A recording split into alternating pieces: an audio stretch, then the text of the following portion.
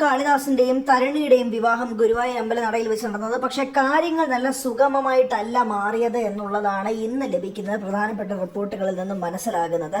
അതായത് ഗുരുവായൂർ അമ്പലനടയിൽ ജയറാം ഉൾപ്പെടെയുള്ള പ്രധാനപ്പെട്ട താരങ്ങൾ വന്നതോടുകൂടി സുരേഷ് ഗോപിയും എത്തി. സുരേഷ് ഗോപി കുടുംബസമേതമാണ് എത്തിയത്.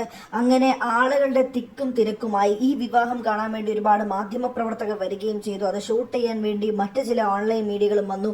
അങ്ങനെ എല്ലാം കൊണ്ടും സാധാരണയായി ഞായറാഴ്ചകളിൽ തൊഴാനെത്തിയ ആളുകൾക്കൊന്നും തന്നെ ഗുരുവായൂരപ്പനെ തൊഴാൻ സാധിച്ചില്ല എന്നുള്ളതാണ് പ്രധാനപ്പെട്ട കാര്യം. ജനജീവിതത്തെ തന്നെ മാറ്റിമറിക്കുന്ന രീതിയിലായി കാളിദാസന്റെ കല്യാണം എന്നുള്ളതാണ്. അത് പ്രോത്സാഹിപ്പിക്കപ്പെടേണ്ടതല്ല എന്ന് ശക്തമായി വിശ്വസിക്കുകയും ചെയ്യുന്നുണ്ട്.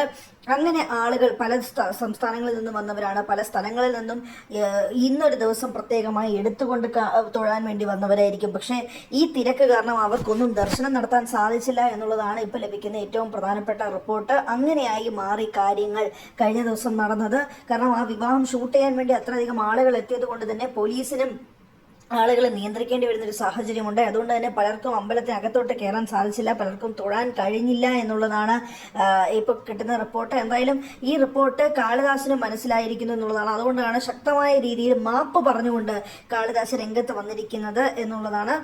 11-ന് ചെന്നൈയിൽ ഒരു ഗംഭീര റിസപ്ഷൻ ജയറാം ഒരുക്കുന്നുണ്ട്. പക്ഷേ അതില്ലാത്തിനും ഉപരി ഗുരുവായൂർ അമ്പലം നടയിൽ വെച്ചിട്ട് ആളുകൾക്ക് തൊഴാൻ പറ്റാത്തതിൽ കാളിദാസ് മാപ്പ് പറഞ്ഞ് രംഗത്തെത്തിയിട്ടുണ്ട്.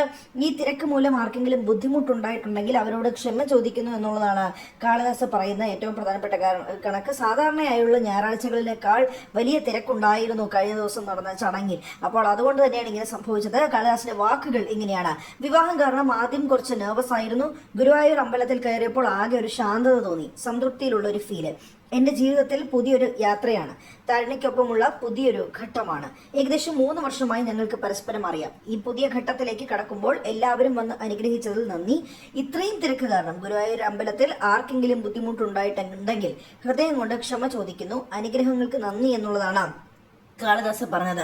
ആരാധകരും മാധ്യമപ്രവർത്തകരും അടക്കം നിരവധി പേരാണ് ഈ വിവാഹത്തിന് സാക്ഷിയാകാൻ എത്തിയത്.